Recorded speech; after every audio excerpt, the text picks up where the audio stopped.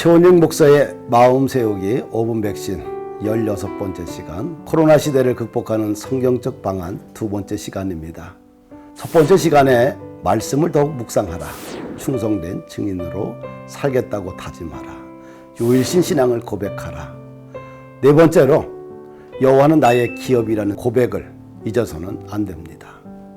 그리스도인은 순례자의 삶을 걸어가는 선택받은 거룩한 하나님의 백성들입니다.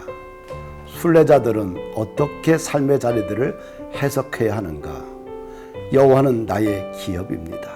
오직 주님만이 내 일터의 주인이시고 나의 소득을 지켜주실 유일한 분입니다.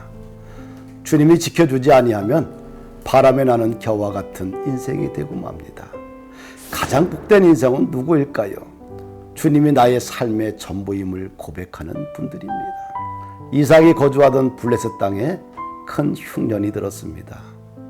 흉년을 피해 이삭은 애굽으로 내려가려고 했습니다. 그런데 하나님은 애굽으로 내려가지 말라고 합니다. 우리들의 상식이나 합리적인 생각과 경험된 지식에 비추어 보게 되면 어울리지 않는 결정입니다. 그러나 이삭은 하나님의 말씀에 순종하고 블레셋 땅에서 농사를 지었습니다. 그런데 놀라운 일들이 일어났습니다. 다른 땅들은 흉년인데 오히려 이삭의 토지는 풍년이 들었습니다. 그 해에 이삭은 100배나 소득을 얻었지요.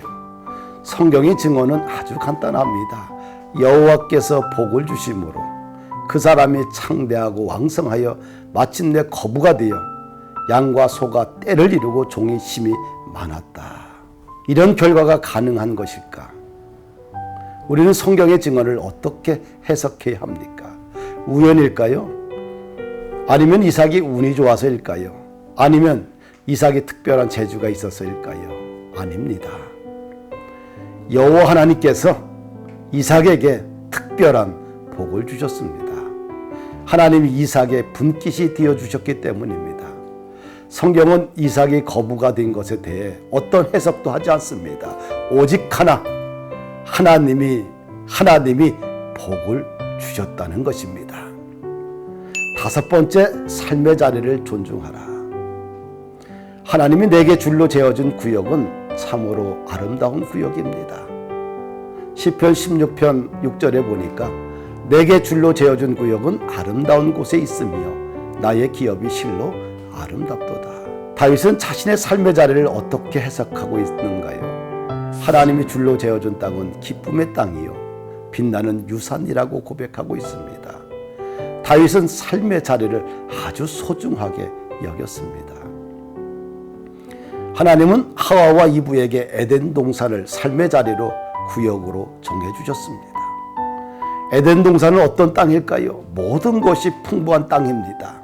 인간이 살아가기에 최적의 조건을 가진 땅이지요. 그런데 왜 아름다운 땅에서 최초의 인간은 쫓겨났을까요?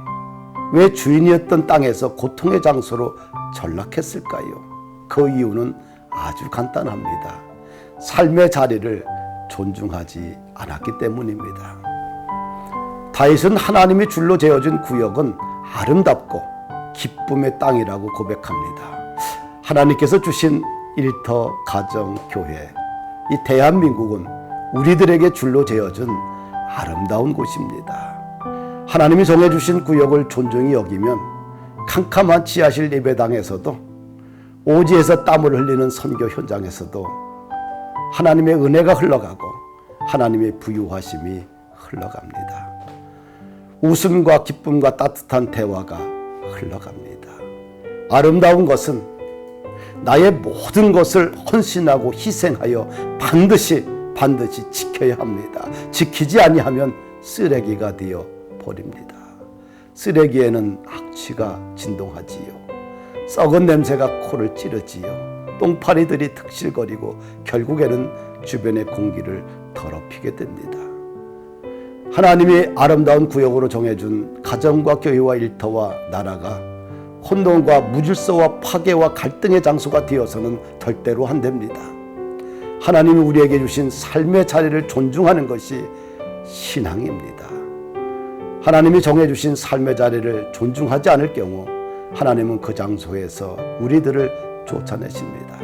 하나님이 줄로 재어주신 구역을 현실이라는 상황 앞에서 타협하며 무너뜨려서는 절대로 안 됩니다.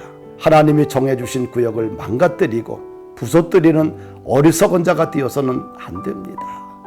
귀하고 아름다운 것은 힘써 지켜야 합니다. 이것이 믿음이고 이것이 신앙이고 이것이 교회 리더들이 지켜야 될 시대적 책임과 사명이라고 생각합니다. 감사합니다.